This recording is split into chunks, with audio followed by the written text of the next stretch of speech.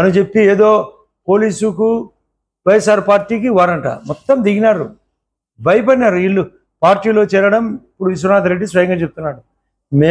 స్వయంగా ఏమీ చెప్పలేదు. అక్కడ ఉండే దరిద్రం, ఇక్కడ ఉండే మంచితనం జరిగేది. వాళ్ళకు భయపడడం మొదలైంది. అందరూ దిగినారు. చెప్పడం వేరు, చెప్పేది ఒకటి, చేసేది ఒకటి. బుల్బుల్ పిట్టాని ఉంది. ఇటువంటి దరిద్రం రాచమల్లు ప్రసాద్ రెడ్డికి అలవాటు. అతనితో మొదలుపెట్టినారు. ఒకవైపు కేసులో ముద్దాయి A6 దేవిరెడ్డి శంకర్ రెడ్డి వివేకానంద రెడ్డి కేసులో, A7 YS Bhaskar Reddy, A8 Avinash Reddy, వీళ్ళ ఊరి గంగాధర్ రెడ్డి. ఆ రాఘవరెడ్డిని ఎన్నిసార్లు పోలీసులు పిలిచారు, అవినాష్ రెడ్డి పిఎను. అంటే వీళ్ళ యొక్క గూడు పుటాని విచిత్రంగా ఉంది. ఈ భయాలకు ఎవ్వడు మా ఇంటిగా బిగలేడని జగన్ రెడ్డి అంటున్నాడు కదా, మేము మా చేత కదా మా ఇంటిగా బిగుతారా ఈ వయసు వాళ్ళంతా?